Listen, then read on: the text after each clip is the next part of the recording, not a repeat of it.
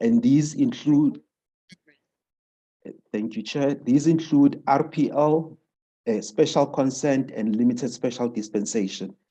Once these mechanisms had been presented to CCSA, the commissioner then acceded that SACEP's IDEO isn't restrictive, and they also agreed that with these mechanisms, IDEO policy will promote transformation in the industry, and it will also allow for other categories to be upgraded, so that RPs will then be granted consent to do specific building types which fall outside their scope of work. So it's very critical, Chair, these mechanisms, because without them, IDEO policy would not be accepted to the Competition Commission. All right, so briefly again, we had meetings with CCSA on the MOU, and really the intention of the MOU is to regulate the relationship between CC and SACEP. The MOU and collaboration will assist SACEP in formulation of policies to deal with matters of exclusion, restriction, and transformation in the architectural profession. So the memorandum was signed by the Commissioner of the Competition Commission SA and the President of SACEP on the 17th of May 2021. Subsequently, the IDEO policy was then gazetted in Board Notice 27 of 2021. And we also subsequently published the codicil, because once the IDEO policy was published, gazetted, we noted there were a number of gaps within the policy framework itself, and the codicil was critical in clarifying some of the terms, the building types, in terms of what these mean, so that there aren't any misunderstandings from the members of the public. All right, so for today's discussion, Chair, limited special dispensation. What is the purpose of this presentation? The problem statement, looming deadline, we are all aware, 3 months from now, the limited special dispensation, the deadline will soon come into effect. So the solution for our RPs, particularly principles of practices, is to apply for LSD. And what are the potential risks for the architectural practitioners who do not apply for SACEP LSD? And what are the undesirable alternatives? So we'll go into more details in the following slides. All right, so what is the purpose of this presentation? The purpose of this presentation really, colleagues, is to equip principals to maximize their profitability and minimize the risk to their practice. Minimizing the risk to their practice means the work you are currently doing and that falls outside your identified scope, there is a risk that you will not be allowed to continue doing this work if you aren't exempted. So it's very important for our RPs to take up this opportunity and apply for limited special dispensation because also of the looming deadline. The purpose of the presentation also, it is to empower principals with the necessary knowledge and resources to be able to continue with their practice undisrupted. So how will we equip, empower, and enable? So the key reflective question to ask myself is, am I a newly qualified or am I newly registered with SACAP? If not, do I qualify for any provisions in the IDEO, LSD in this case? If the answer is yes, then have I applied for it or taken advantage of it? If not, what is holding me back? So, Chair, during this session today, we are also going to try and find out from plus minus 200 participants what the issues are and why they haven't taken up this opportunity to apply for LSD, because this mechanism, it's critical to ensure that IDEO is successfully implemented, in that principals of firms will then be allowed to carry on doing the work that they've been doing, which falls outside their scope. So really, colleagues, this is your platform today. We are here to listen to your concerns or fears. We also need your inputs, your contribution to make this event a success. We need your inputs to help guide SACAP in terms of the application process, where the challenges are, if participants, have experienced difficulty in applying for LSD. So we really do need your participation at all points. All right, so the purpose of the presentation also, Chair, is to unpack what LSD is all about. So really, LSD is limited special dispensation, which means the process of aligning one's architectural practice to the scope of a practice matrix within a specified timeline. So scope of practice matrix really refers to one's educational background and experience, which then translate into your competency. So, which is then different to dispensation from any previous dispensation. So limited special dispensation is really ensuring that practices which had been doing work are aligned to their scope of practice matrix.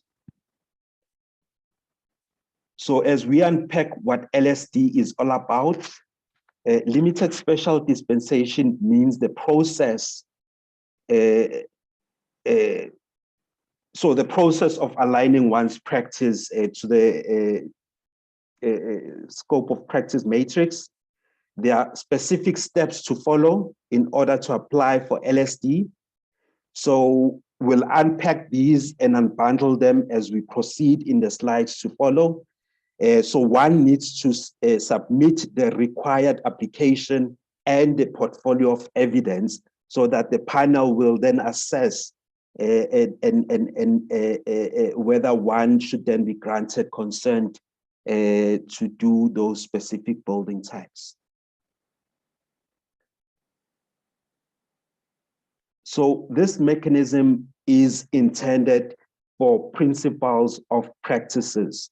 We have noted that some who are employed in practices have applied for LSD, but it's really an enabling mechanism for principals. Those who are employed within firms or practices can use a special consent or RPL, which Councillor Bingham will discuss later on. So it is also to ensure the work done previously, which now is outside the scope of practice matrix for those newly qualified, that they can continue to be undertaken undisrupted. So there are specific deadlines to be adhered to, and by not applying for LSD, only undesirable alternatives remain. So there are various options for RPs. If you don't apply for LSD, you may choose to do RPL. There's also an option to do a special consent. However, if you don't take up any of these enabling mechanisms, you run the risk of being limited or restricted in future to continue doing those building types that fall outside your scope of practice matrix.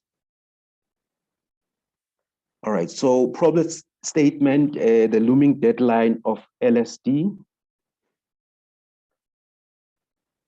What will be the impact on practices in terms of building typologies if architectural principles do not apply for LSD exemption? What will be the impact on the architectural practices from a sustainability and profitability point of view? How will this impact on one's personal livelihood? And clearly, based on these, if one does not then take up the opportunity to apply for these various enabling mechanisms, you run the risk of being restricted. And that was the concern really for the Competition Commission SA. We need to enable or empower our RPs who are currently experienced to do specific building types to continue doing those various types of buildings. So it's critical that our participants do take up this opportunity and apply for LSD, special consent, or RPL. So case study 1, registered professional 1, qualified and registered in 2021. So this is a newly qualified graduate. So they are educated and trained to undertake the following work types: barns and sheds, stables, surface car parks, single dwelling unit, swimming pools. So registered professional 1 in this case study or scenario would apply to a drafts person who's currently allowed to do these building types. Case study 2 for a registered professional who has plus minus 25 years in practice and who has undertaken the following work types. All of the building types we had discussed in the previous slide, and single dwelling unit, simple double story.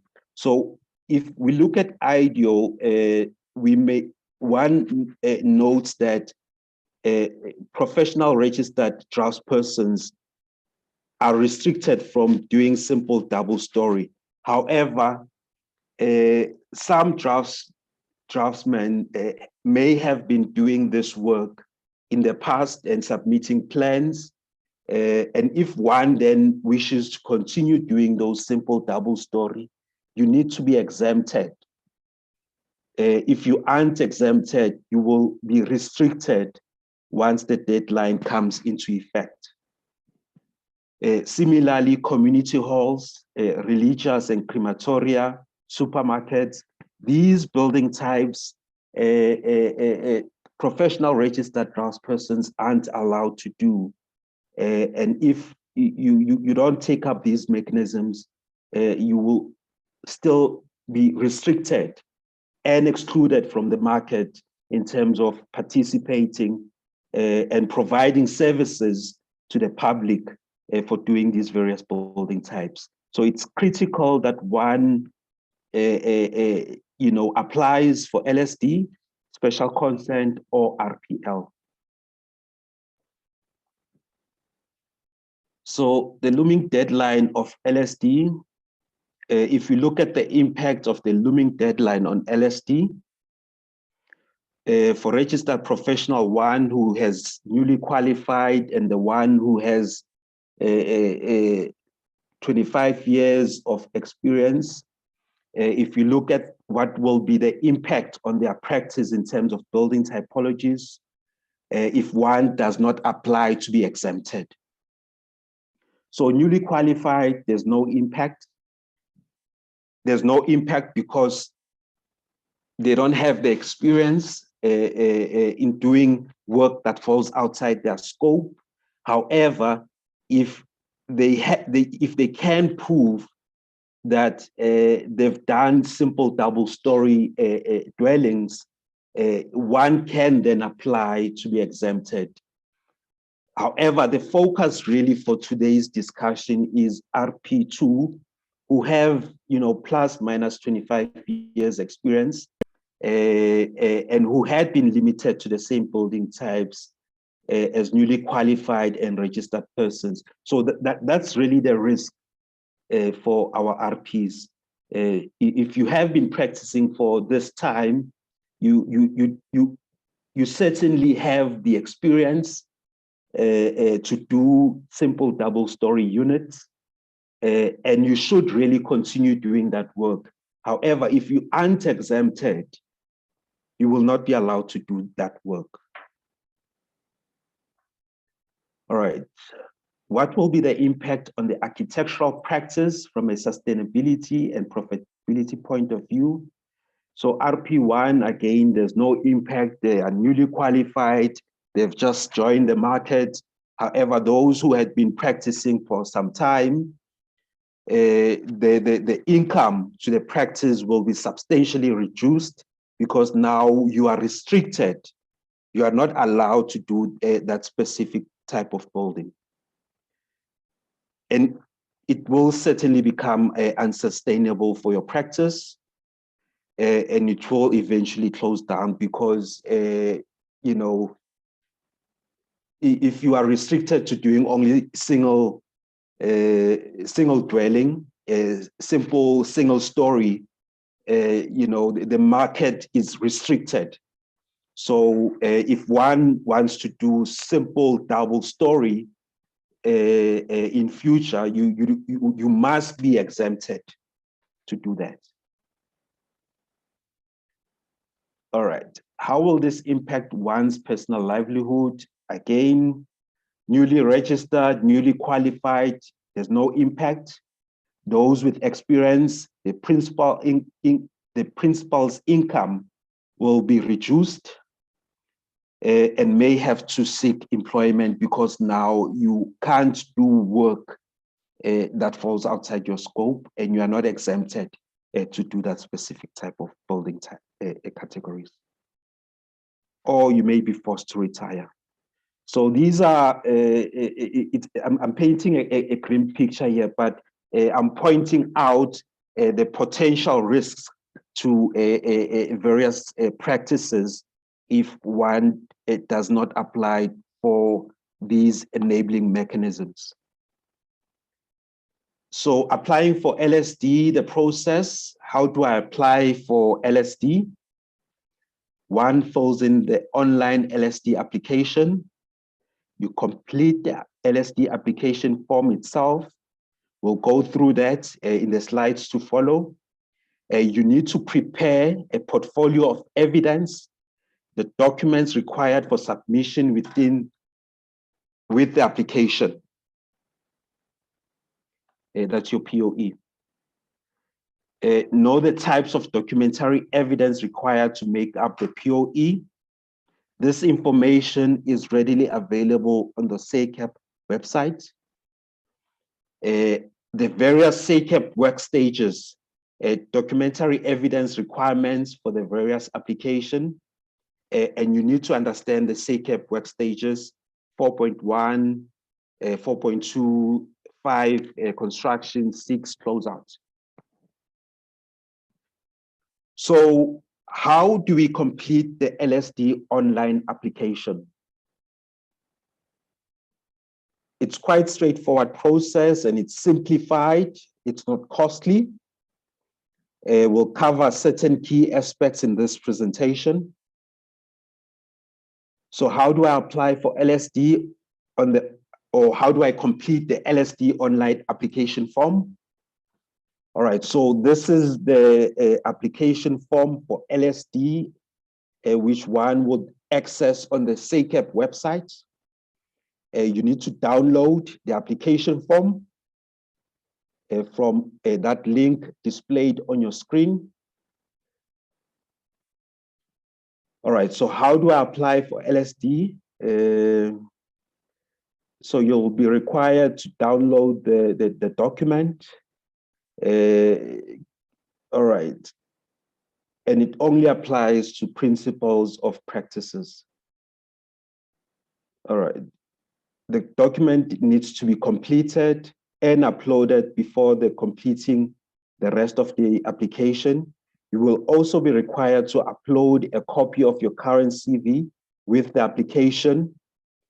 The applicants are principals, which means you are an owner or a director in a practice. It's not applicable to employees in a practice. If you are an employee, you need to apply for special consent.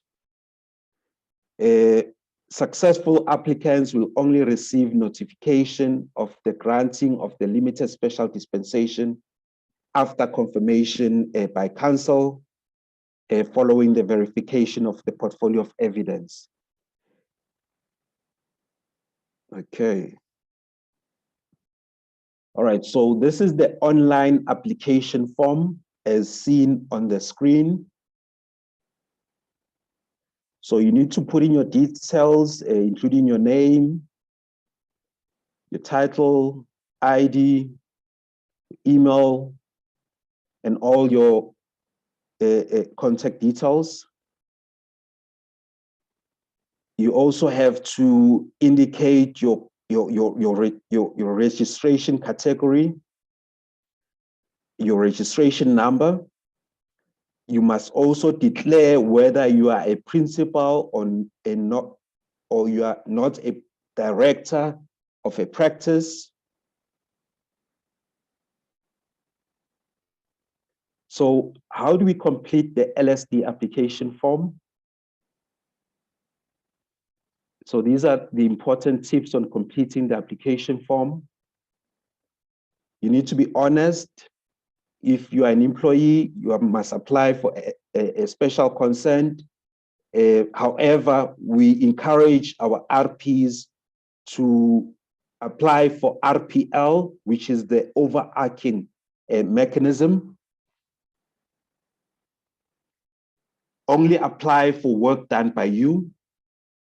Only apply for work done prior to the publication of IDEO. Find the first instance on the form of the work type being applied for. Do not repeat the same work type across all categories. We've also simplified how one selects various building types they wish to be exempted on. It's important you are honest in your application because in as much as you've ticked all these building types you wish to be exempted on, you will only be granted exemption once your POE, your portfolio of evidence, talks to that building type. So the portfolio of evidence is mostly a collection of our everyday work documents, which will be explained later. You need to write a proper motivation to explain your application. Simplicity is key. You need to be clear and precise as possible.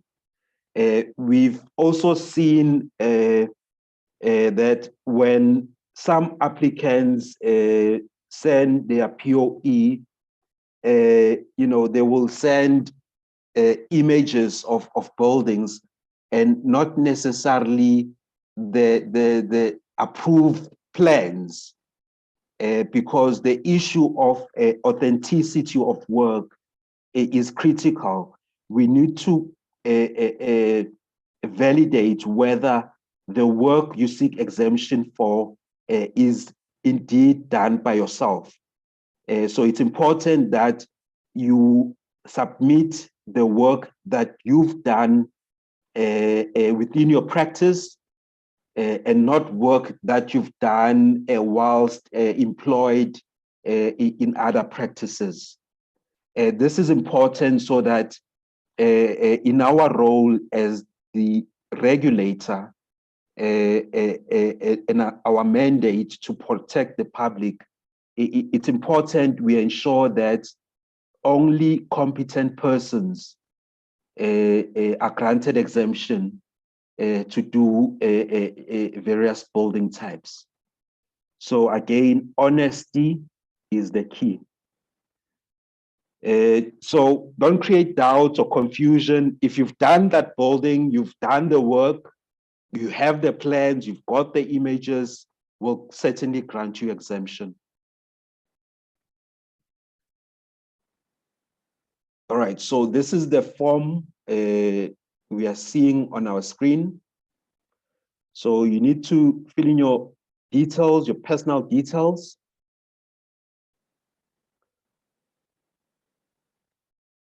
Your registration details. All right, so this is the form which one then needs to select which building type one needs a 6 exemption from. One also needs to indicate the number of years or period of experience one had been doing those building types, the number of projects you've successfully completed for that specific building type. And again, when one submits the POE, we don't need to see all the projects that you've done for this one specific building type. We only need to see one project which had been successfully completed for these various architectural work stages. So if you've done a project up to council approval, which is 4.1, and there's a approval stamp on your plans, you will then be granted exemption up to 4.1 for simple double story, applicable to draftspersons, because that falls outside their scope. However, if you've then progressed with your project up to 4.2, construction documentation and tender documents, you can then also be granted exemption up to 4.2. If you have managed the project on site during construction and you can provide documentation that shows you were a principal agent or you manage the project on site, will also grant you exemption up to stage 5. Similarly, with stage 6 closeout, if one can then present a completion certificate, a practical completion certificate, will then also grant you exemption up to stage 6. So you need to mark the building type you wish to be exempted on, the years of experience, and the number of projects. And it's also important to mark or select rather up to what stage you seek exemption for that building type. So we've also noted a lot of the applicants, they select 4.1, meaning that they've done a single dwelling unit, simple double story up to council approval, and they were not really involved with the construction on site. Exemption can be granted for that. However, if you want to be exempted up to stage 6, you need to provide evidence that supports your application. All right, so case study 2, registered professional 2. This is for illustration.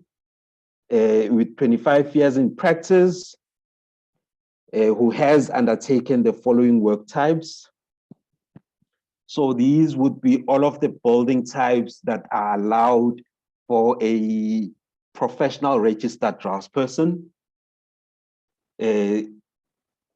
such as a single dwelling unit, simple double story, community halls, religious and crematoria, supermarkets. So if you are a draftsperson, this will also apply to architectural technologists and senior architectural technologists who are currently doing work that falls outside their scope. But I'm using draftspersons for illustration purpose. So if you have been doing these various building types that fall outside your scope, you certainly need to be exempted. So this is how you will then complete the application form. You will tick community halls. As you can see on the screen, you tick the number of years or period of experience having done community halls and the number of projects you've done, how many community halls you've done. Okay, single dwelling unit, simple double story, which falls outside the scope for draftspersons. You can tick that and indicate how many years experience and the number of projects you've completed. You will also then indicate up to what stage you've been involved with these various projects. You can then select whether up to council approval or close out. All right, similarly here, this is how you will complete the application form. Supermarkets that fall outside your scope, you select it, a period of experience and the number of projects. Religious and crematoria, similarly, you select years of experience and the number of projects.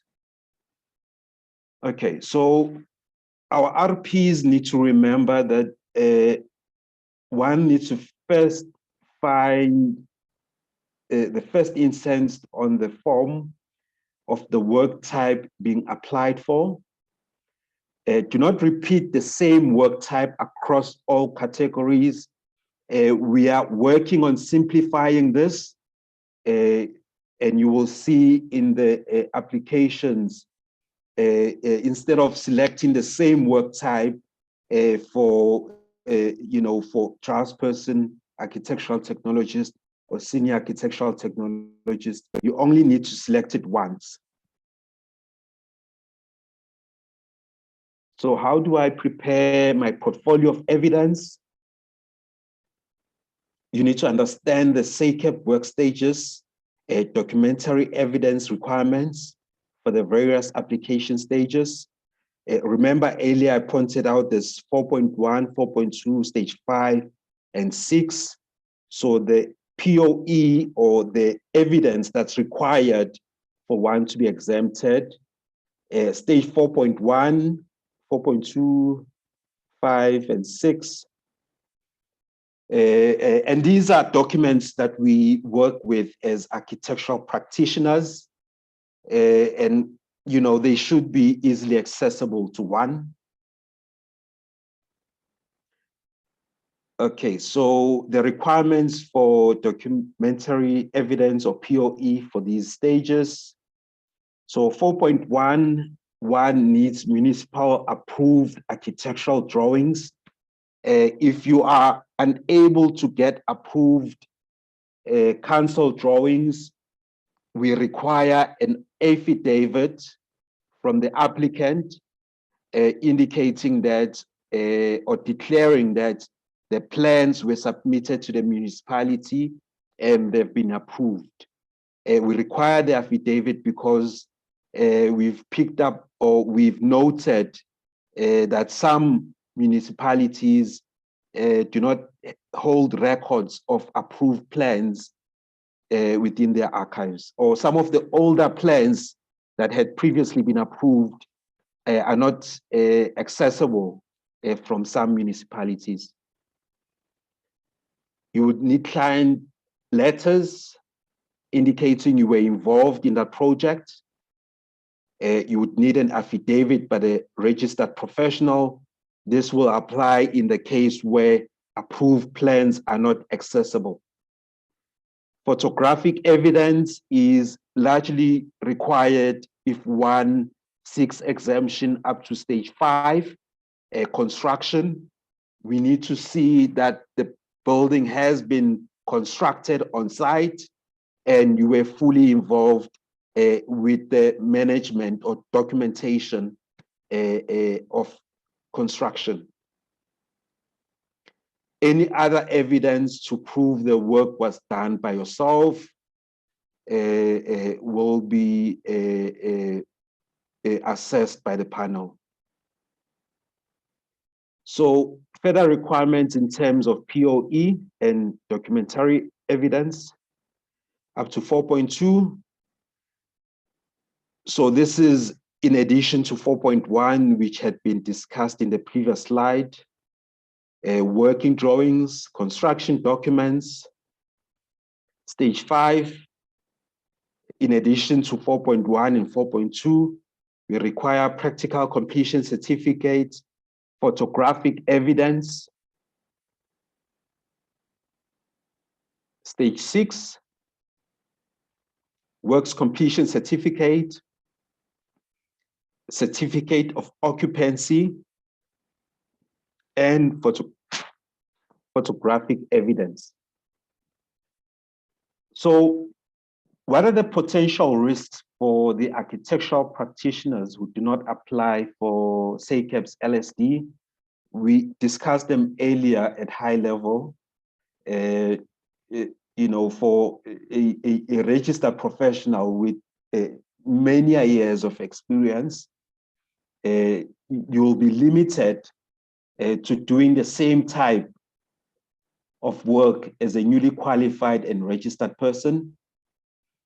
So we, you know, you are really restricted and excluded from participating in the market. Your income will substantially be reduced because now you can imagine you know the trend in the market where perhaps a lot of architectural work would fall outside one scope. You'll be restricted in that you cannot now do a simple double-story single dwelling unit because that work falls outside your scope. However, if you are exempted, you will carry on doing that specific type of work. And your practice may become unsustainable. And you will eventually close down. Your income will also be reduced. And you may need to seek employment or forced to retire. So it's very important for plus 200 participants who are joining us now live online to take up the opportunity to apply for these various enabling mechanisms. Councillor Bingham will unpack and unbundle the other alternatives to LSD, such as RPL and special consent. So what are the further potential risks for the architectural principals who do not apply for LSD? All right, so you have an option of applying for special consent, and this is largely applicable to employees within a practice, or you will be then forced to apply for RPL if you don't take up the opportunity to take up a limited special dispensation within the next 3 months. Okay, or section 26.4. Or you will be forced really to improve your architectural education by enrolling at an architectural learning site so that you'll apply for a higher category of registration, so that you will then be allowed to do work that's within that category of registration. So conclusion, I'm going to encourage our RPs to apply for LSD.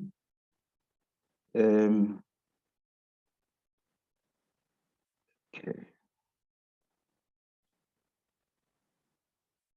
Okay, so discussion time, I think it's key as we do the Q&As and answer some of the queries on the chat, is to understand what the underlying issues are, where are the challenges, what's holding our RPs back from applying for LSD. Is perhaps the knowledge about the process a gap? Are the issues or ability to complete the forms or put a portfolio of evidence together? Is that the concern? Are finances an issue? Is perhaps fear,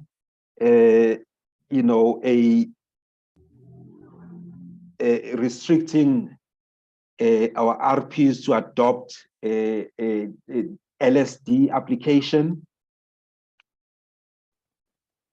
Misinformation. Do I want to miss out on LSD? What are the missed opportunities by not applying for LSD? Can I really afford to take up the undesirable alternatives? All right, so that brings me to the end of my presentation, Chair. And as we then discuss with our RPs so that we can understand and help SACAP to make these enabling mechanisms to be accessible to as many of our RPs. Okay. Okay. Thank you, Chairperson. That brings me to the end of my presentation. Thank you. Thank you so much, Councillor Pailane. Thank you for the elaborate and detailed presentation. All these efforts are to encourage the attendees, the RPs, to take this opportunity to apply. And as SECAP, we don't see as many applications as we would love to. So this information, we need to use it to our advantage. We are going to open now for questions. I see 2 hands from the attendees. According to our time slot, we have 30 minutes presentation, 20 minutes questions. We've eaten up into the questions time. So it's going to be limited to 10 minutes right now. And then I'll continue to write on the chats, because I can see that we are also responding on the chats. If you don't get an opportunity to ask a question by voice, please continue to write on the chat. We'll make sure that we attend to as much as possible. Councillor Kevin Bingham will take on just after 11. So I will just call out the hands that I see now. The SECAP IT will assist me if we are able to unmute the attendees. I will call according to this order. Sorry if I didn't notice that you raised your hand first, but I'll call it according to the order I see on my screen. I've got Paul Symes, I've got Una Breed, I've got Sheldon van Onselen, I've got Bisvanand Moraji, I've got Rodney Chapman. Can I call in that order? You can ask the questions and then we'll answer at once. Paul Symes, please come through.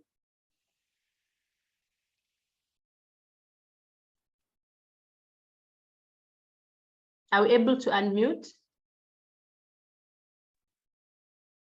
Oh, yes, Chair. Can we unmute Paul Symes?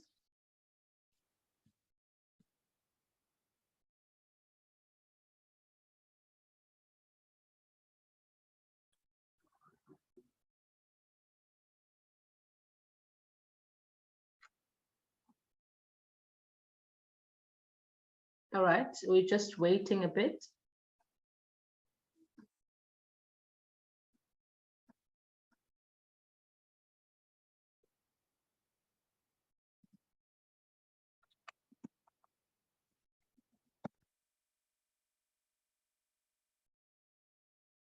Are we able to unmute?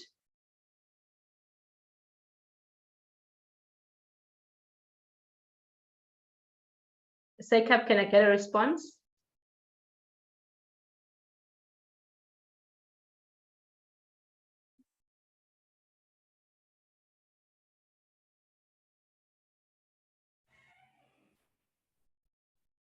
Please bear with us. We're going to unmute so that you can interact.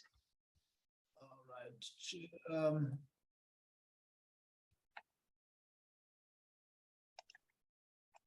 Chair, I will start with Mara. Mara, you can go ahead.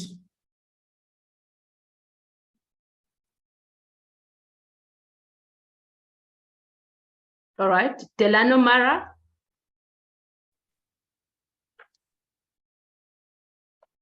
Please unmute. Hello. Can you hear me? Please come through. Yes, I can. Oh, fantastic. I'm just calling. I've just got a question in terms of exemption for. Well, I've got a few questions in terms of exemption for 5 and 6.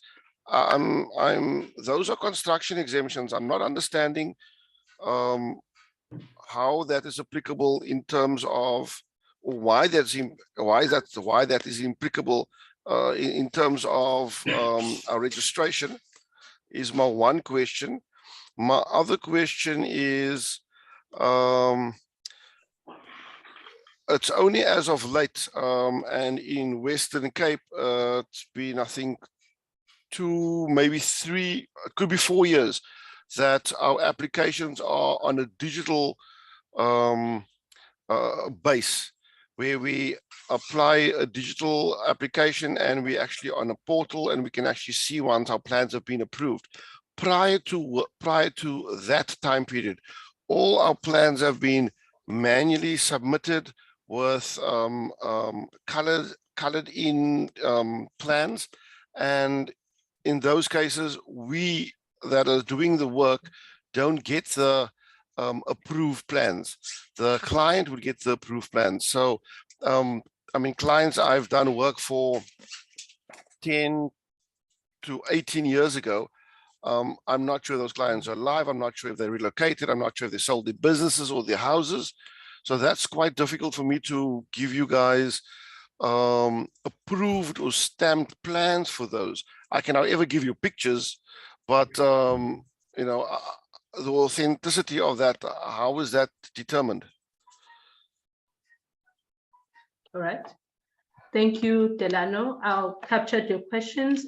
One is about stage 5 and 6, that is construction related. How does it implicate your LSD? The second one is that plans that you did 5 years ago and beyond may not be available because they were given to clients. Thank you. I'll take at least 4 attendees so that we move with time. From Delano, Paul Symes. Yes, thank you. Just 2 questions. Firstly, is the process possibly not flawed whereby just check on that message. Sorry, I've got someone unmuted. Hello? Who's that? Sorry, just a second. Proof of SECAP, please mute. Sorry, SECAP, please mute. My apologies, leader. Okay. Am I still Continue, on? Paul.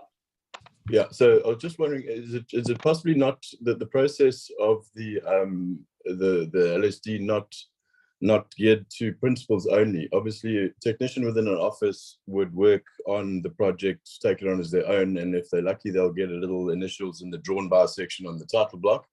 But the drawings are submitted and approved with the principal's name on it. Does that not then mean that the person who has experienced that work wouldn't be deemed evidence because their name's not signed on the drawing? That was one question. Then secondly, you mentioned occupation certificates being part of the requirements. Obviously, due to municipal inefficiencies and competence at the moment, in some jobs, we've been waiting for up to 3 years for occupation certificates after submitting everything 3 or 4 times because it gets lost in the process. Maybe a separate discussion, but it does become relevant to what we talk about now, because as I understand it, if I'm being deemed confident by supplying proof of occupation certificates, that they're not forthcoming, and yeah, it takes too long. So it was just those 2 things. Thank you. Thank you, Paul. Question is about the exclusion of employees that the LSD is catering only for principals. What about the employees that have been doing the work? And then also the second one is that stage 6, it was referred that only the evidence that will be accepted is occupation certificate. I think I did hear that also practical completion certificates, but we'll get a proper response. Got those questions, thanks. Una Brit.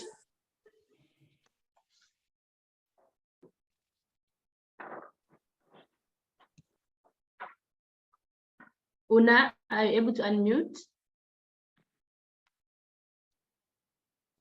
All right, Una will unmute just now. Sheldon van Onselen. Good morning to everybody. You can hear me clearly? Yes, we can, thanks. All right, thank you very much.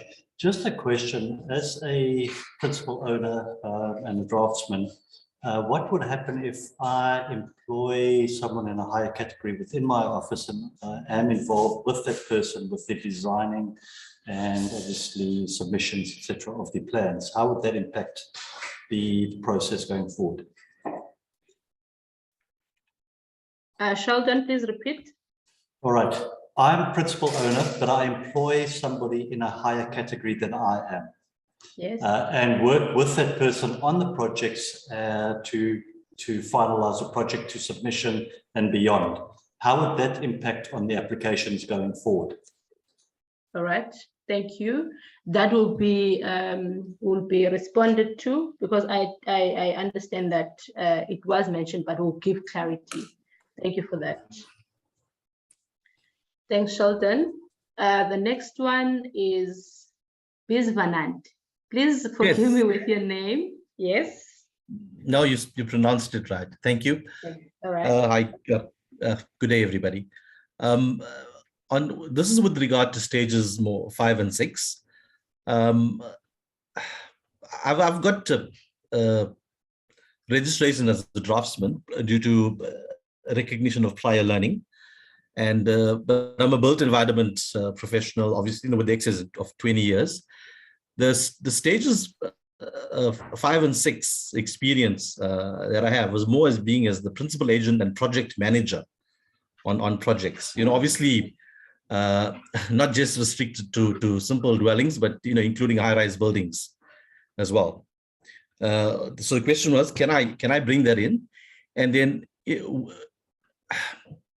over and above architectural drafting and drawings and submissions, I've got a lot of experience from the the other end of it, where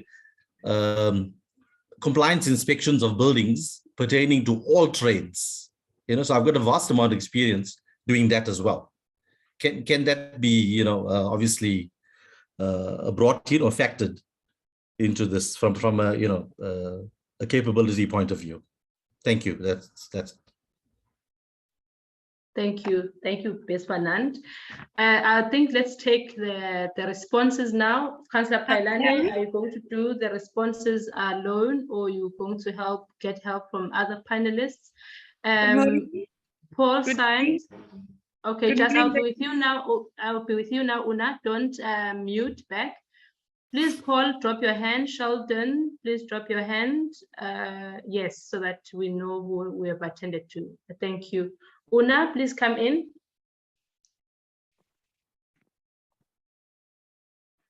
All right. All right. I'll give you Councillor Pailane to respond. Can you hear me? Yes, we can hear you, Una.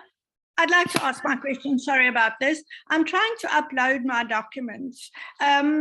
I downloaded the application form, I completed it, and I uploaded. Then I go to the next page and I completed all of that. And the next page, completed all of that. I uploaded my CV and I go to the next page where it says portfolio evidence to be submitted, but there's nowhere a place that I can submit it. So then when I go to the next page, it says declaration by the applicant.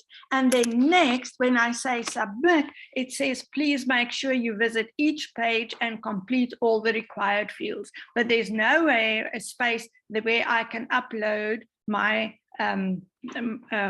the other documents. And then also it says save and continue later. I don't know where it is being saved. I don't know where to find it again. And then, as I say, I cannot upload any other documentation. Can you please help me? I already phoned SACP 8 times, wrote 5 emails, and nobody could help me. So please help me. Thank you, Una. That is noted. Thank you so much. The query is about the system itself and the difficulties you experience and non-response from SACP. Thank you. Councillor Vusi Pailane.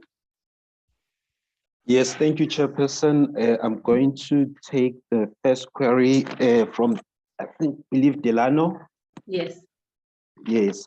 Delano posed a query in terms of the applicability of stage 5 and 6, and why would one then be exempted for 5 and 6? And I think the argument is, one should really be exempted up to council approval. However, we've noted with some applicants who wish to do supplementary services. So one can be appointed on a project to bring it to close out. So one, you may need to present your experience in terms of your professional registration certificate, which then talks to your experience or your exemption in terms of doing work up to stage 5 and 6. That's the reason why you are then exempted for those various work stages. There was a query also about digital application and inaccessibility of plans. We need the plans. There isn't any other way to assess your application besides having reviewed your drawings or your plans. So if one is unable to get approved plans from the municipality because of digital application or any other restriction, you need to then provide an affidavit declaring that the plans had been approved. So we require a POE so that we can prove authenticity, that it is indeed you who did the work, and a declaration from the RP indicating that the plans had been approved. The next participant, Mr. Paul Symes, had a query about the process of LSD for principals, and he's done work as an employee within a practice, and he wishes to do work, to apply for LSD. Currently, the process of, the application of LSD is limited to principals. It's only limited to principals because we agreed with the Competition Commission SA that we are going to allow practices to continue doing the work that they've been doing. They won't be hindered in any way in terms of engaging in the market. So LSD really is intended for principals of a practice. However, if Paul wishes to be granted exemption he can apply for special consent. Special consent, there's no limited time frame. And once he's been granted that exemption, he can continue doing that type of building he's been working on within the practice he was employed in.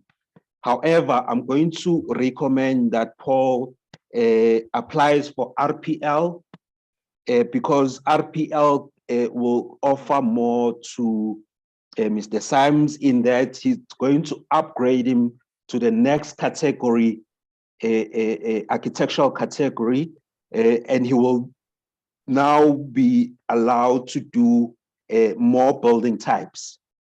So RPL for me would be suitable for Mr. Symes to apply for instead of a special consent. LSD, unfortunately, is only limited to principles of practices because of the agreement we had with the Competition Commission SA. The second question from Paul is about occupancy certificates and stage 6. We do not really, there isn't really a necessity to provide a certificate of occupancy. You can provide any, construction documentation in the form of your how the project was managed on site. You can provide a practical completion certificate or works completion certificate because this issue of certificate of occupancy is somewhat difficult for our RPs to attain. So there's that option that's available if he wants to be granted exemption up to stage 6. The next participant, Chair Sheldon van Onselen, he indicated that what would happen if he employs someone who is in a higher category than he is, because I presume he's a draftsperson and he wants to employ a senior architectural technologist or an architect so that he won't be restricted within his practice. However, this is even more riskier for Sheldon because in the event that the employee leaves his employ, he will soon be restricted in terms Sorry, my of, councillor. Yeah. Sorry, my Yes, councillor. Sheldon, if I got you correct, is that you are a draftsperson already having employed a person of her category, done the work. Can he use that work as a principle for his evidence? Because it's his work, but he also has an employee of a higher category that was assisting him to complete the type of work that he will be applying for. Okay. Correct, All right, Sheldon? That is correct. Thank you. It is not an actual situation currently, but it is Yes. something that can be considered for future. Okay, so councillor, you were correct. All right, thank you, Sheldon. Okay. Yeah. Look, Sheldon, if the work had been done within your practice, you've basically taken responsibility for that work. That work can be submitted for LSD because it's work done in your practice. However, if you wish to continue hiring people in higher categories, when they leave your employ, you can't now be doing work in that higher category. You'll be restricted in terms of your scope of matrix. I do get that. All right, thank you, Sheldon. All right, the next participant, Chairperson Bis Vanand, stage 5 and 6, and he's done work as a principal agent and a project manager. That document of evidence can be presented for those various stages, along with the drawings for stage 4 and stage 4.2, so that we can grant you exemption for the specific building type you wish to be allowed to continue doing work on. And you also mentioned you have a lot of compliance experience, and that can be utilized for building type. So whatever experience, if you look at the scope of practice matrix that looks at your educational background and the experience, that experience can be presented to SACEP so that you are exempted for a building type you've done in the past. So if it's compliance experience as a principal agent or a PM in a project, bring that POE so that we can grant you for a specific building category. All right, the last participant, Una, she's having difficulties with uploading her POE online. Chair, I think this query is mostly directed to administration. May I request perhaps Mr. Munetsi to clarify this concern for Una. If Right, thank you. Thank you, Councillor. And with Una, I'm going to request that on the chat, I saw your submission. We're going to take your details. I know that Nita is here, Ms. Kimberly is here, but also Council is here. We'll just take your details and follow up to ensure that you are attended to. Time now is just past 11:15. We're going to allow Councillor Kevin to start the presentation. I have Dennis George, Mzwandile, Rodney, and Jacqueline. Please type your questions on the chat. Sorry that we can't take voice now. And Franz and Jackie, I see your hands. Please type on the chat. Councillor Pailane will directly respond as you type in your questions. You will pardon us. Councillor Kevin, please come through. Hi, thank you, Chair. I hope I'm coming through audibly. I see the screens going on and off, so I don't know whether the same is applying to you. So, first of all, thank you. Nice to see so many names, known names on the attendees. I don't know whether my screen's going on and off, but it is for me on my side. And we've been asked to do a presentation on the preparation of portfolios, and my role is to look at recognition of prior learning, RPL, and also a special consent. I'm probably just going to close off my video because I think that may be causing some problem. Chair, is the screen going on and off or not? Your voice is audible, your screen is stable, so you can just maybe go on full screen.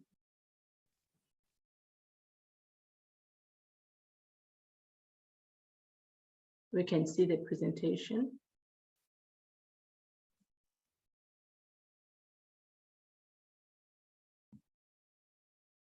Can you hear me, Councillor Kevin?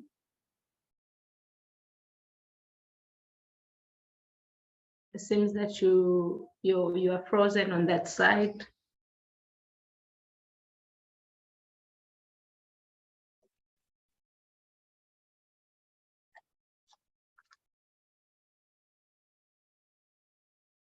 Okay, Councillor Kevin will log back in.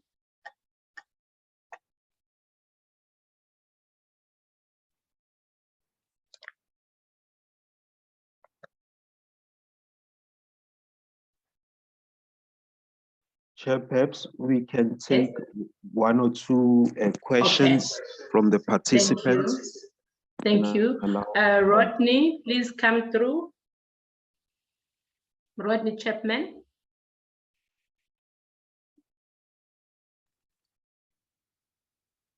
Whilst we wait for Rodney, Jacqueline.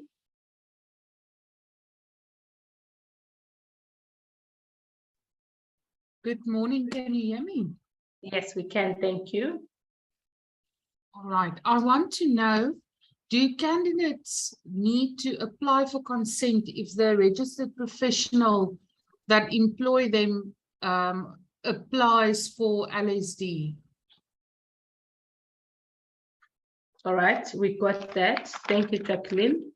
And then Franz Renke.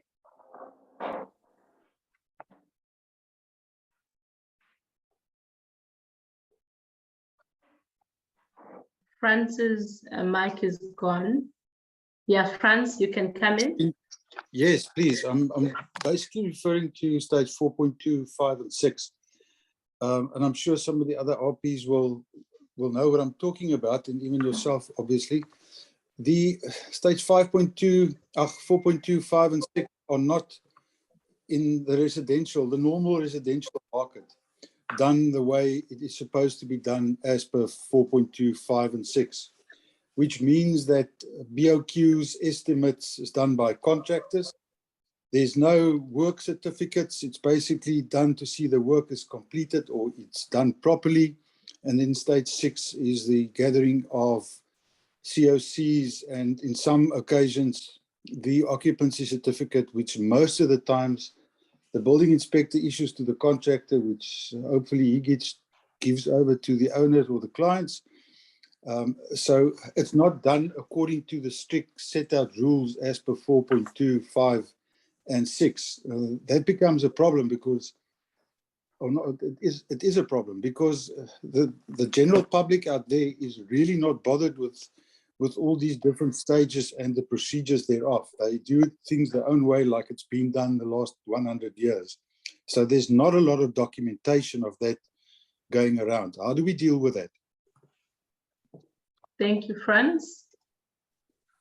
I've got Jimmy.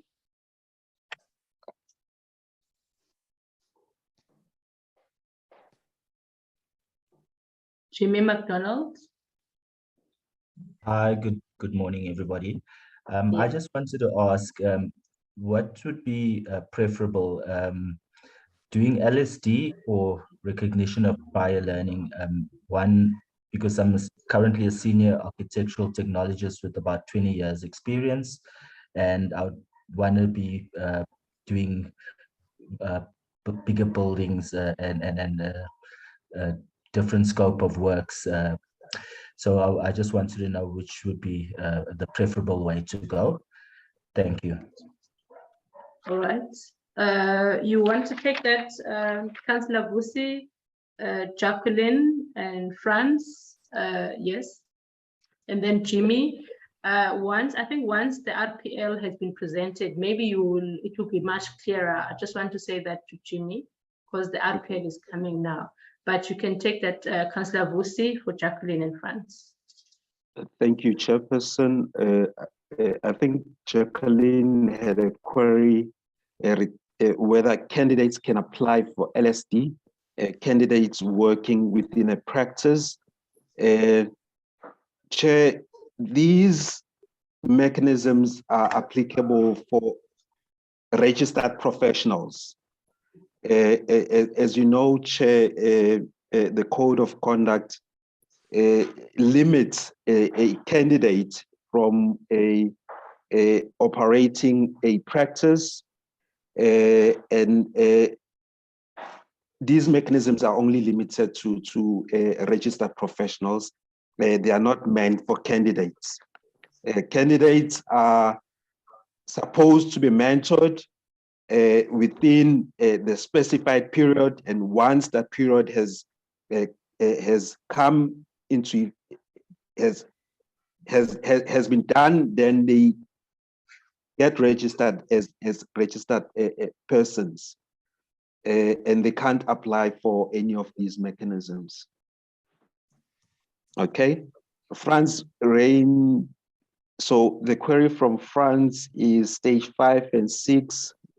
RPs are not involved in the work, and this is particularly with single dwelling units, simple double story or simple single story. And the issue again of, some evidence or documentary evidence is not accessible to them because it's given to contractors. However, again, there are some RPs who are appointed on supplementary services for 5 and 6.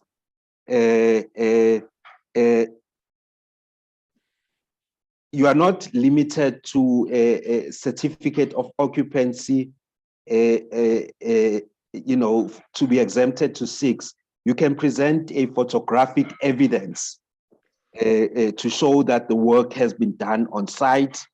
You can show a Google map image that shows your building on its site. That is sufficient to be granted exemption up to 5 and 6. You don't need a certificate of occupancy or a practical completion certificate only. There are other documentary evidence you can present to show you were involved in the construction or stage 6. However, stage 5, there is a need to show that you were fully involved in the management of the construction contract, or you were fully involved with managing the contractor on site. So we require some form of construction documentation in the form of a contract, or however you were managing this contract, so that you are granted exemption up to 5. We also allow photographic evidence as indicated. The last query from Jimmy, he's asking whether LSD or special consent or RPL. I'm going to recommend again for Jimmy, RPL as a senior architectural technologist. You need to do RPL because it's going to allow you to do all the building types for professional architects. If you only do special consent or limited special dispensation, you are only doing 1 or 2 or 3 building types, and you're not doing the full work that's done by architects. So RPL would be recommended for Jimmy. Thank you, Chairperson. Thank you, Councillor Vusi. We welcome back Councillor Kevin. Sorry, on the screen, it reads as Ms. Kimberly Rowan. So I've got 2 Ms. Kimberly Rowan. So I thought you are not back yet, Councillor Kevin. Sorry about that. Can you hear me? Please unmute.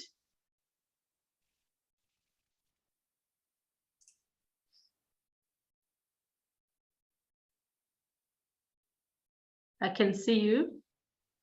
Can you please speak?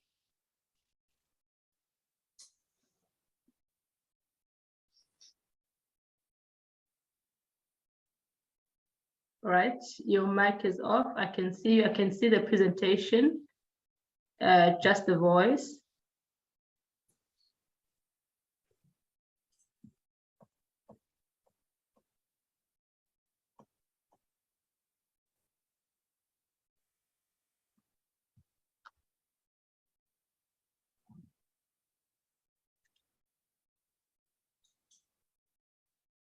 All right, we are sorting that out. Right, then we're going to, okay. All right, Councillor Kev is unmuted, although I can't hear the voice. Yes, there's a sound there. Councillor Kevin? Can you hear me? Can you hear me? Yes, I can hear you. I can hear you. Thank you. I apologize. I was thrown out of the presentation. I hope you can see my screen. Yes. Yeah, so I'm going back to it again now.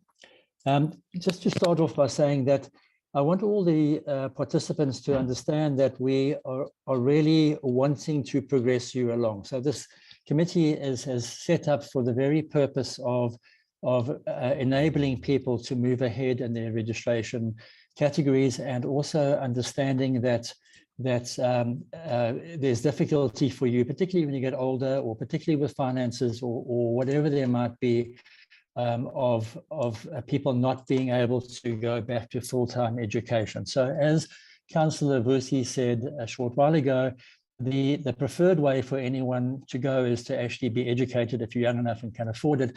But in some of our last situations, and this also applied to our SACAP president and myself, where we started out as draftspersons and technologists, and then had to give up 5 or 6 years of one's life to go and study. So I want to assure you that we're behind you with this. But also, as you may see on the screen at the present moment, we are given rules and guidelines by which we have to evaluate the experience that you have got. Councillor Vusi a moment ago spoke about the Architectural Professions Act, and you'll see highlighted in red over here that we have to register people who apply, and the point one is has demonstrated his or her competence as measured against standards determined by the council for the relevant category of registration. Further down is presenting evidence of prior learning in architecture. For the purpose of the section, prior learning, and I jump down to against the learning outcomes required for a specific qualification. So we have to look and see what you're applying for and how the work that you present, because you will have to attend an interview process and you will have had to provide to that interview panel a portfolio of work of 5 different projects. And you will be presenting, but thereafter questioned on the work that you present. So the importance of that is, and it's quite obvious when you do the questioning, whether the person has done the work Sorry, themselves or Councillor not. Kev. Yes. Sorry to disturb you. Do you mind making your slide full screen? I tried doing it earlier and it didn't do it, so I'll try again. Okay. Okay. Are you not able to see it as it is? Yeah, I can see it. I don't know if others, but it's fine. I can see it. I can see it. If it was bigger, better. But if not, just continue so that it doesn't distract you. It's Yeah, okay. I'm so fearful I'll be thrown out again. So No, what are RPL and special consent? Well, as I mentioned already, it's I mentioned about the previous learning and experience, and again against the learning outcomes required for a specific qualification. We also make reference to SAQA, which is the qualification standards authority that we have in this country.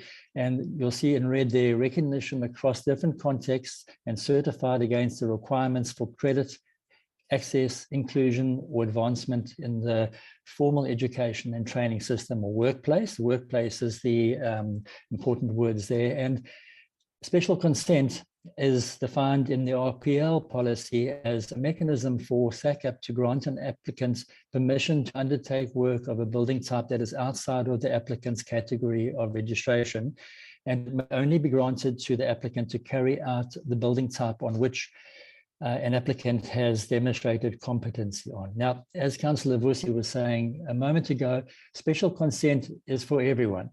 The limited special dispensation, as it stands at the present moment, which is closing soon, is for practices or principals. Anyone working in a practice, and this could apply also to the principal of a practice, could apply for the special consent. The application process may be slightly different in your application. And on occasion, when we do RPL assessments, we find that the person applying cannot meet with all the competency requirements, but are obvious to us competent in a certain building type. And so when we see that, we recommend that that person is considered for special consent, and the process thereafter is a rapid one for them to be able to be granted special consent. So bear that in mind. As Councillor Vusi said, we would prefer you all to do RPL because that gives you lifelong progression to your next registration category. So our emphasis is on trying to get you through the RPL process, and the LSD and the SC are just mechanisms to kind of leapfrog a little bit, but not give you that whole foothold, as it were, in the next registration category. So onto preparing for your portfolio. Now, I'm not going to go into the detail of all that needs to be done, because you'll find that when you apply, it's all online. And the problem that we find is that we get a lot of applicants because it's easy, or relatively easy, and it sounds like some were having more difficulty than others in applying. So we have over 100 applicants for RPL, but when it comes to you being ready to present your portfolio and to go through to the interview process, we find then that not everyone has submitted all of the projects, or there may only be 2 projects or 4, or whatever the case might be. And so that's where the time or delay happens. What is critical is the required competencies. And you need to know what the competencies that you need to have achieved for this application are, so that when you come through to the interview, that you're able to discuss your 5 projects in terms of the 10 points that are currently set out on the screen.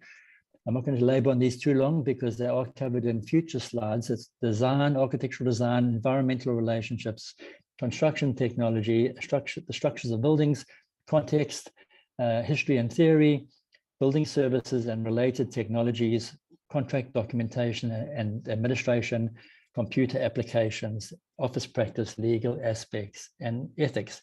Now, depending on which category you're applying for, you will have to show competency at varying degrees within those 10 competencies.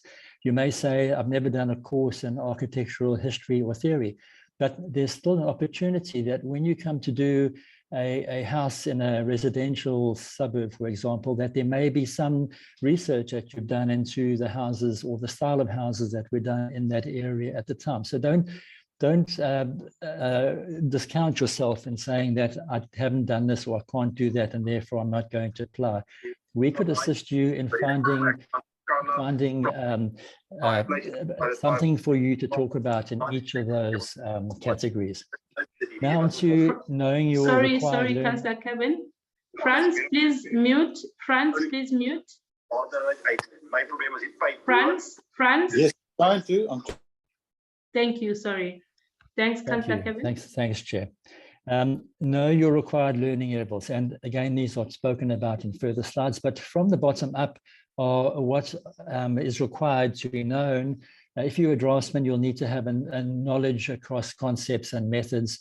If you're applying as a draftsperson to be at the next level, technologist, you'll need to have understanding of most of the competencies. If you're applying to be a senior technologist, you'll have to have shown application across the competencies. And if you're applying to be a professional architect, you will need to show problem solving across almost all of the competencies. So that's an important point. You'll find on the SACAP website that these are the outcome fields and that you are required to look at. And you'll see on the left-hand side of the table, these are the 2 categories, the first one being professional architect and the second one being professional senior architectural technologist. And the colored in blocks means that you need to be able to show in your portfolio of work and when you come to your interview that you have competency across problem solving, application, and understanding and knowledge if you are applying to be a professional architect across your projects that you present. And you'll be questioned on that there. And I saw a question in the chat earlier that says, am I able to manage people that are doing the projects for me in the office? We have had applications like that where the person was clearly just a manager, but when was questioned, was unable to answer questions, technical questions or competency questions that fall under these 10 categories along the top there. The only category you'll see in a white block for professional architects is the one for computers. And many of the oldies may not be that skilled in computer programs, and therefore some of them may still be working on drawing boards, but will have a knowledge or have seen some application or can do some application on computer. For professional senior architectural technologists, if you're applying for that category and you can only jump one category at a time, you'll see there are a few more white blocks, but in essence, much of what is needed for applying for professional architect is included there. And some of the problem-solving areas are not included. So I'm saying that you need to get to know what is required of you. In the blue block on the screen at the moment, you'll see that the person applying to be registered as a professional architectural technologist needs to have knowledge across all of the categories, understanding across all of the categories, and have shown application across at least half of the categories. So again, know what you're going to be asked, know that you have the work to show that, and be sure that you have the confidence. If you're uncertain, please ask. Your portfolio now. Preparing your portfolio, you're asked to present 5 projects. One of the questions earlier on the chat was, What happens if I only have work from many years ago and can't get that work? You can present older work if you don't have some of the competency areas to show in your more recent work. And so we do make allowances for that. What type of buildings should you show? And what are the various complexities contained within the IDOW? Councillor Vusi did speak about this a moment ago. So if you're applying as a draftsperson to progress to a professional architectural technologist, these are the building types that you are meant to be able to do or allowed to do when you're a professional architectural technologist. So you will need to, as a draftsperson, and it happens most cases for people that are doing the progression or intending to do the progression from draftsperson to technologist, they will show a double-story house. And so that's quite an important one. Some people do community halls, but those are the items that would be looked for. And again, in red, you'll see you need to show an understanding across all the competency fields in this double-story house that you present, and you'll need to show application across most of them. So again, I'll come to another slide in a moment that will talk to how you answer those questions. If you are applying to be a professional senior architectural technologist and you are currently a technologist, these are the building types that you should hope to have some experience in and be able to present. Again, you need to show application across all competency fields and problem solving over some. Go back to that earlier slide you'll find on the website. To apply to become a professional architect is obviously the complexity grows in this. And again, you will be asked, and many people that apply would have been working in large practices over many years and may have been, and the problem with large practices we find is that the person gets pigeonholed really into doing a specific type of work. But we are understanding of that, and there are means that we do look to enable those people to progress. So again, look for complexity. That's what's been looked at. So if you are a senior technologist and have done high-rise apartment blocks, for example, questions will be asked of you if you present a project that shows the same block that's being replicated 8 or 10 times across a site with very little understanding or evidence rather of orientation of the various aspects that are found under the competencies, and the questioning will make it quite clear that you've merely taken a floor plan and repeated it 5 times on a floor and then repeated the block over and over again. So complexity is the key issue, and understanding obviously when applying as a professional architect. When you apply, your work comes through to the office, obviously, and it gets packaged for us, and then it goes to what is known as pre-scrutiny. And the pre-scrutineer looks over the presentation, the portfolio, and ascertains whether there could be problems when you come to do your presentation. Do you have enough drawings? Have you shown adequately the information that will help you to get through, as it were? And then a form gets sent back to you highlighting areas of possible lacking. And at the bottom of that same form is what is called advisory notes. And these are the notes that we've taken and presenting to you at this moment. So again, you evaluated against the 10 defined competencies. You have 5 projects that you've chosen, and you need to respond to all the competencies at the skills level being applied for. And so these are examples, and there could be others. Architectural design, show any conceptual work. Your client's brief, talk about what the client asked you to do. You may disagree. You can tell us how that worked or how you engage with the client. The aesthetics of the building, any building codes that you had to work with. Often with design, if you're working in an estate, what complications or things have you had to do there that have influenced your design? So it's your rough work that we're looking for, and your thinking that has led to your design. So it's not just merely presenting a municipal submission drawing of a double-story house. We want to understand how you came to do those drawings. Environmental relationships. How have you orientated the building? Where's the sun? Any sustainability things? Are you dealing with Part XA, and how? Construction technology. What materials choices have you made? How have you detailed those? Is there anything special that you may have considered in one or all 5 of your projects?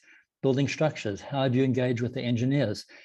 We often find that you can question the thickness of a slab that was used because it looks overly substantial, and you need to understand why the engineer decided to do this abnormally thick structure. So those type of questions you'll be asked. Context: if you're doing a building, consider your neighbors.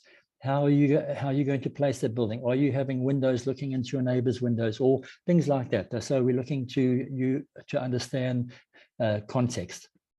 History theory, as I mentioned a bit earlier, what is the underpinning for that? So if you're working in a residential area that may have a certain style or be from a certain era, there may be design considerations that you have thought about in maintaining some of that streetscape or whatever. So it's just really they're showing us that you've thought about this.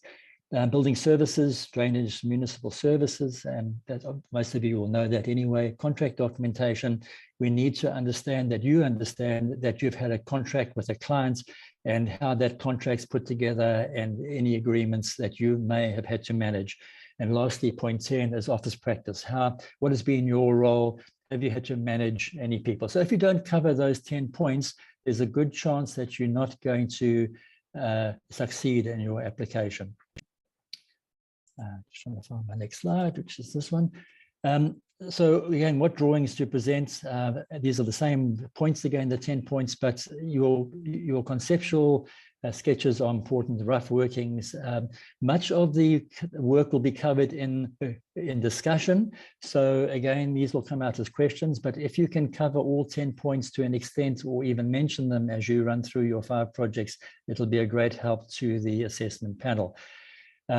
Again, on the structure, as I already mentioned, urban relationships, street scale, scape, neighborliness, how have you considered adjacent buildings, particularly if you're doing a large building and are applying for professional architects or senior architectural technologists.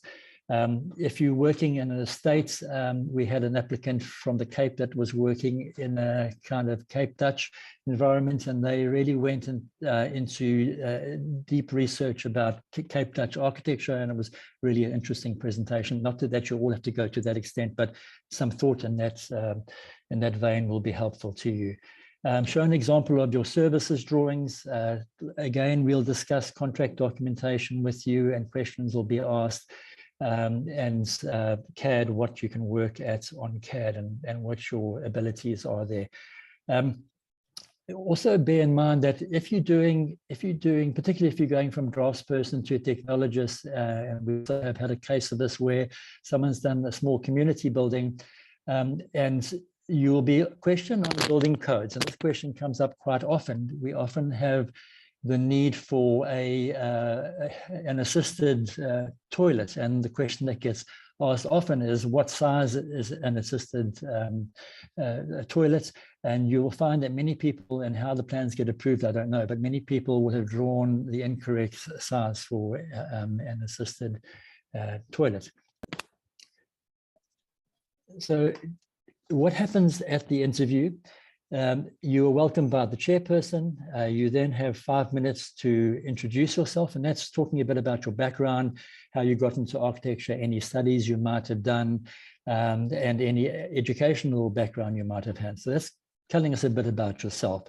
The third point is, the third point on the screen is the applicant is then given 25 minutes to flight your portfolio. So you'll have access to, as I'm doing at the moment, showing my screen and talking about your projects.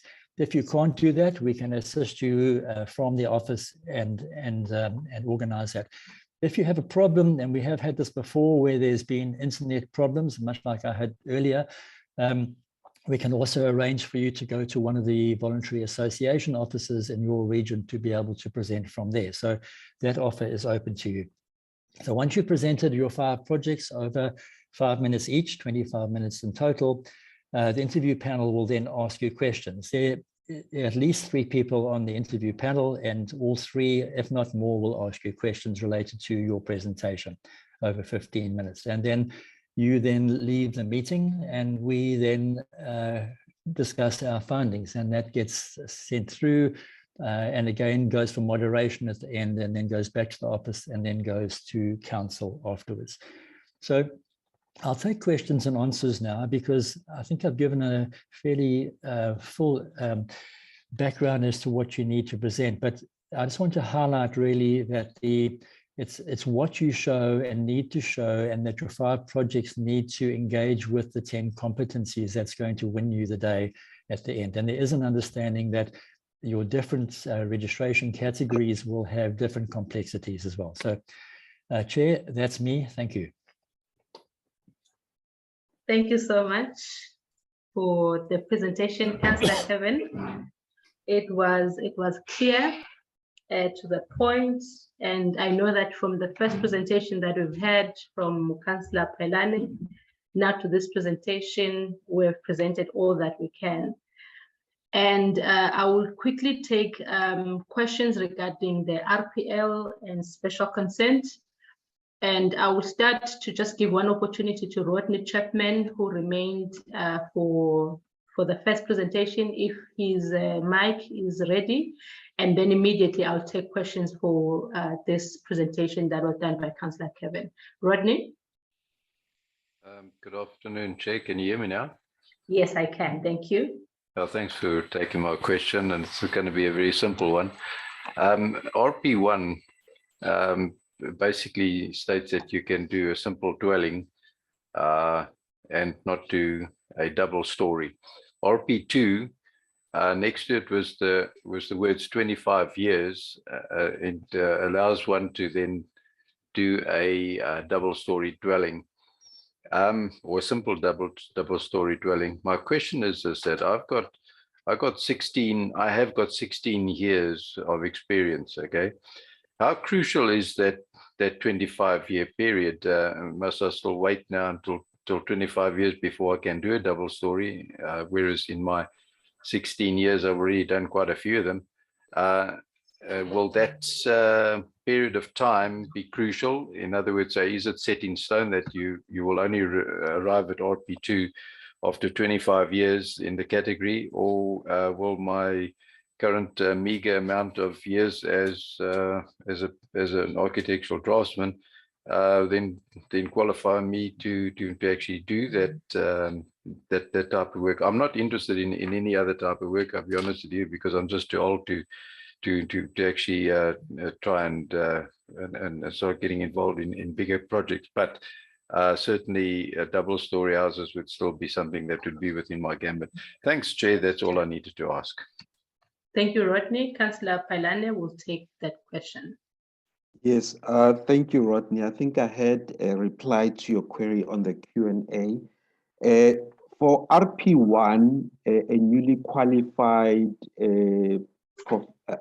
architectural practitioner, if we take a draftsperson who's restricted to doing, when newly qualified, they are restricted from doing single dwelling unit, simple double story. However, in your case, Rodney, with 16 years experience, you have done a number of simple double story units. We can review your application. You can apply for LSD because you only wish to do double story single dwelling units. The 25-year period was used as for illustration purpose. It's not cast in stone. With your years of experience, you can certainly apply for a limited special dispensation. However, if you are not a principal, Rodney, you can apply then for special consent. Thank you very much, Councillor. Thank you so much, Rodney. Thank you, Councillor Pailane. Then back to Councillor Kevin. I'm going to be taking questions now for your presentation. To the attendees, I'm looking for those hands. I have Elijah Mlambo. With the RPL, we also want to encourage the registered professionals to apply for upgrade, even as it has been illustrated on the presentation. We see people, they indicate their intention to apply, they're interested, but when they have to upload and finish off the applications, we see that we don't see that coming forth. So the presentation was mainly to assist on taking you through step by step of applying and what is it that we focus on. So I have hands there. Adele, I had Elijah Mlamba, see the hand is dropped. Okay, I have Adele Road and I have Brian Lang. So let me take those two questions to start with. Adele? Yes, hi, thanks very much. And thanks for the presentation. It's always helpful to get this additional input. I've got around 25 years odd experience, senior architectural technologist, and quite keen to upgrade, obviously, to the next level of architect. And I've been blessed to have not been pigeonholed through my career. But I must say, I am a little bit hesitant to start the process because I think the reality is while I can confidently say I can tick all boxes, something like designing a 20-story office apartment in the middle of Cape Town is not something that I've done. So that is my hesitancy. So what I just want to understand is, how do I deal with something like that? I mean, do I submit every little piece of design input that I've done on every smaller project and to indicate that, yes, I have design skills? Or do I need to first now go and get involved on a project like that, get involved in the design? I mean, you don't design overnight, but I am competent in smaller processes of design, so to say. So I don't know, can you just maybe give some input on that, whether it's worth applying or whether people like me have to first go and get another 5 years experience in doing significant design to be able to upgrade? Thank you. All right. Thank you, Adele, for your question. We're going to respond shortly. Kevin, I'll allow you to respond. I'll take maybe 5 hands and then you'll respond. Brendan, please come through. Yes, thank you. Just my question, I've got over 25 years experience. I've done this RPL system twice. I just want to know, is it possible, will the RPL committee give us full disclosure on their records? What I'm trying to find out is exactly where the portfolio that I've done was submitted, where things fell down. I want to find out exactly what went wrong there. And I've been trying to get all the SARCAP a number of times, but there's been absolutely no response. Like I said, I've done this twice. I've jumped all the hoops, I've ticked all the boxes, but no luck. So I actually want full disclosure of the records, and if you could assist, I'd be greatly appreciated. Thank you, Brendan, for a question. We'll attend to it. Thank you so much. Jimmy McDonald.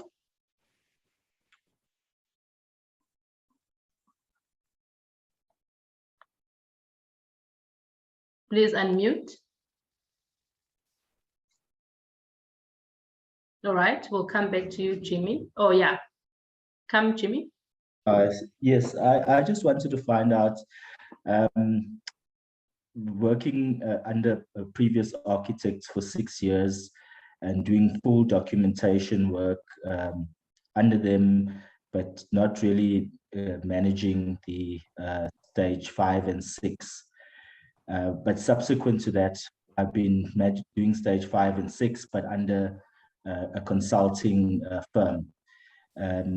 Would that be able to be put forward for the RPL application for architect? Right, thank you, Jimmy. Got your question. Ben Dos Reis, you can correct me how I pronounce your name. That's great, thanks. Thanks, Kevin. I just got a question for Kevin. I've had a look at I understand the complexity, that we'd have to prove.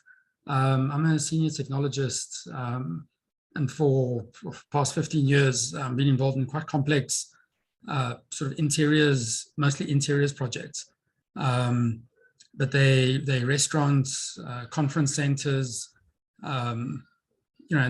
and just the level of complexity in those projects is sort of quite intense. We deal with everything from the design of the kitchen layouts, the cooking area, seating, public area, public safety, that whole process of complexity is dealt with, could I apply for RPL and present those types of projects as in my portfolio?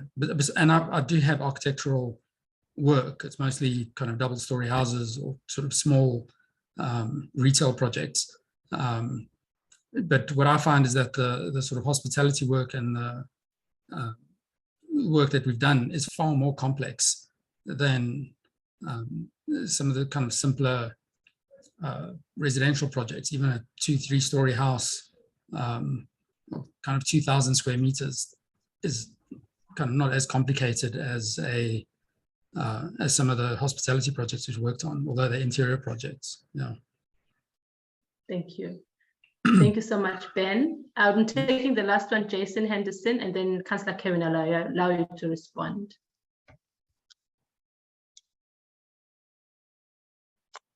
Jason? Jason's mic? There we go. Can you hear me? Yes. Sweet. So I know someone had went through this RPL process, and then they had the interview, and at the end of the interview, or their recommendation was, we agree that we will upgrade you to the next level of registration, but we will only do so when you complete a minimum 6-month design course. And I mean, it's well and easy to say complete a 6-month design course, but in reality, what institution offers a recognized purely part-time 6-month design course that you can complete then to complete that upgrade to the next level of registration? So do you guys actually provide the institutions and the specific courses that, or recommendations to such recognized SACAP accredited courses for when you give those recommendations, or we expected to find that on our own? Because yeah, as I say, there's a handful of accredited organizations by SACAP, and I have yet to see a 6-month design course offered by any one of them. Thank you, Jason. Councillor Kevin, back to you. I've got Adele, Brendan, Jimmy, Ben, and Jason. Thanks, Chair. My apologies for not having my screen on. I seem to get bombed out every time I do, so I would like to have it on, but can't. Okay, running through the questions, Adele, no building complexity. We often find this is the case, and in particular people that have had such experience as yourself and no large-scale complexity. What happens then is that it's still worth doing the application and coming to see where the shortfalls are. And this refers to some of the other questions that have been asked as well. So the people that have done large buildings, and I made mention in my presentation about people doing blocks of flats, say, for example, that are 5 or 6 stories high. Some of the complexities were not shown in that type of project, but if you have complexities across the spectrum of the 10 required competencies and can show them, we like to see them at least one project that has all of the competencies in them, and that may become an issue. And if you don't have them across all the competencies rather, then the questions and answers may get a bit harder for you to answer.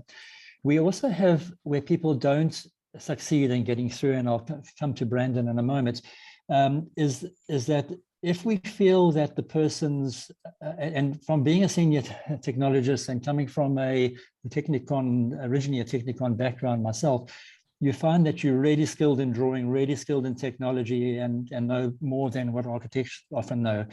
But the issue is that you don't really get schooled in theory or understanding the conceptual side of things and the sketching that I made mention of earlier. And so we have an opportunity, and recommendation is made that we offer in the exam. And the exam, if it is based on a shortfall in conceptual thinking, and we've only done one of these recently, and there's 4 others that are currently in the pipeline to do these at the moment, because it's made allowance for in the Act an examination. We do an exam, which is a 3-day examination, and day 1 is doing conceptual work, freehand work, and that really sees that we can see that you can do the complexity of a project, and it is a complex project that you will be asked to present. And so that would be your opportunity to prove yourself there if you don't have enough to show in the overall complexity of your presentation. I hope that answers Adele's question. So don't give up. If you have questions, please send them through the office, through Nita and Kimberly via email, and I'll try and assist in that way for you. On to Brendan. Yeah, Brendan has applied, and I've been involved in one of his applications, and it is not nice not to get approved, and I can understand that. So I can understand his disappointment. The panels that sit and go through the work, go through the competencies, and I don't have Brendan's documents at hand, but there would have been assumably some areas that would have been compiled in document form that would have expressed, and there's a mark sheet as well that gets given through onto how that person performed or not. And a letter is sent through to the interviewee explaining, and maybe what Brendan's saying is there wasn't enough explanation for him to understand that, and perhaps he wasn't given the opportunity for the examination, as I've made mention of already. So Brendan, again, if you're unhappy, just get hold of Nita or Kimberly or anyone in the office again via email. I'll have a look over your documentation again to try and understand it, and if I'm allowed, I will respond through the office. So my apologies, but you're not the only one that doesn't get through. So this is not an easy route, I understand that, but it is a route nonetheless, and we're looking at, and this is coming through to Jason's question in a moment, there are routes for you to be able to carry on. There weren't a few years ago, but there are at present. So Brendan, sorry again, but that's the answer for that one at the moment. On to Jimmy. Jimmy has worked under other architects and hasn't had full work stage experience, stages 5 and 6 in that practice, has recently achieved that. Jimmy, I think I answered that partly in Adele's response, but we do all acknowledge that you have all the boxes, as it were. Again, most of the panels will look for at least one project that you could prove that you've done all 5, which I think is quite an important one, seeing that you're able to go from stage 1 through to stage 6. So my recommendation would be to try and hold off a while until you do your come to do or applying again, and see if you can't have at least one project that you could show 4 or 6 work stages through. That would be my advice, not to stop you applying though. Ben is a senior tech, 15 years, does restaurants, interior design, mostly complexities. He's talking about high complexity. Ben, we had a case like this recently, and an architect of an age similar to mine, who did mostly in interior design work and had done courses, online courses, interior design courses and architectural courses, and some quite good courses, but they were international online courses. But when we had done the portfolio interview, there was a sense that the complexity in architecture wasn't there. And the applicant said that they had projects like that, and we're given an opportunity to come back again at a later date to present them. And unfortunately, those complexities of projects had never been realized. They had been sketch projects that had never actually seen the light of day, unfortunately. So the one person may be very skilled and have the knowledge, and that we have to look at the guidelines, how we can approve your progression. We can't we'd love to give everyone the progression, but the guidelines and the rules are there, and we've got to work to what's being told to us. And so my advice to you then would be, your chances are based on the recent experience not good, if it's only interior design work and complex work as well. But try and look for a project that you can come up with. And I know you say you've been doing this for 15 years. Some of us have been doing double that. So aim, and we can try and help you again. Email us, and I can try and guide you as best I can on ways forward for you. Hope that helps. That was Ben. And then Jason was saying he knows about someone who's been told to do a 6 months course. These courses didn't exist until recently.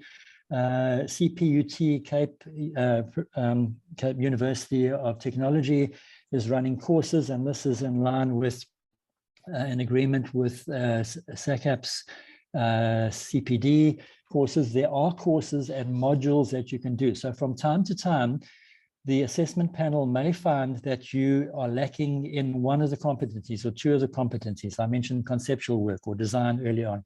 CPUT have put together I think it's a 12-week set of modules, of 6 modules that run over design, context, history, all these items that we've spoken about in my presentation. And the person that you're referring to who has been told to do the 6-month course, these courses are part-time courses. You do them, as I understand, online, and you can be anywhere in the country and sign up for these. So it's a great step forward. There is the opportunity for you to do these courses, and where this person has been told to do a 6-month course that will include all of the 6 modules, I understand them, so they will do a full course. And it's really, you can break them up and do them, I believe, quite affordably. The courses aren't anywhere near a full university degree or diploma course. Jason, I hope that answers your question. I can see other hands. Thank you, Chair. Thank you for that response. Jason, please lower your hand, and then unless it's a new one, Ian Davis, please unmute. Hi, hello. I'm speaking on behalf of Ian. He's just had to step out a minute. We are actually not looking for a limited special dispensation as such. We have applied for the special consent. Ian has been registered with SACAP and has been doing architectural plans for over 35, 38 years. We've been doing single stories, double stories, that kind of thing. But now with the new restrictions, this is going to stop us being able to do that kind of application with our PRRHD qualification or specification. We have applied, but we haven't heard anything back. Any recommendations for us which way to go? We do not want to do the LSD because of his age. It's not necessary, but we just need to be able to carry on doing the double story work that we have been doing up to now. Hopefully somebody can put some light on that. Thank you. Thank you so much. I can respond to that. Please. In regard, Ian, with plus 35 years, sorry, Councillor Vusi, who's a draftsperson, your application or Ian's application, I believe, would be quite a smooth one. Apply for RPL, please. Don't go for one of the lesser things, because 35 years of doing double-story houses, you deserve, or Ian deserves rather, to be upgraded. So I think you'll find it a relatively smooth process, but you have to jump the hurdles and provide the 5 projects. So please advise Ian to apply for RPL, and we'll do what we can to assist. Thank you. The other one. Thank you. Thank you for that. And then I see that now our time is 12:12. We're supposed to finish at 12. And thank you to Councillor Kevin and Councillor Pailane. You've applied for I realized that kind of the beginning for both of them. So. Sorry, please mute from Ian Davis' mic. So I realized that at the beginning I did not introduce myself because I jumped in when we were starting. My name is Mandisa Pepeta, a councillor at SACAP, also part of the RPL committee and RPL assessment panel. It's been great to host all the attendees today. And on behalf of SACAP, we really appreciate that you could attend. And we trust that the information provided will be helpful to all those who wish to apply. And I will invite the registrar on behalf of SACAP just to give a word of encouragement and also support that we offer to the RPs. Registrar, can I bring you on board for a word? Thank you very much, Councillor Pepeta. Let me also appreciate the work of both Councillor Bingham as well as Councillor Pailani, as well as the work that is done by the administration, Mrs. Nita, Kimberly, Munez, and Tokozo. We really appreciate your dedication to the profession, and to all professionals who have applied. We're going to make sure that we look into all your emails and respond to all your emails on time. We'll also look into all the queries that have been sent throughout this presentation, and we'll respond to all of them. All the presentations will be placed on the website. And if you wish that we send you directly the presentations, you can email us. I've provided email addresses on the chat box there. Email us, and then we'll make sure to respond. Thank you very much, Chair. Thank you so much. Thank you to Councillor Mohammed that has attended, also a champion of RPL through their voluntary associations.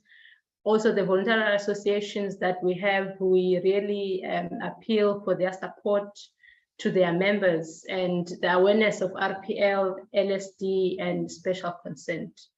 I believe we've come to the end of the program. Thank you for attending. We believe that it will help you a great deal and will work at your advantage. Thank you so much.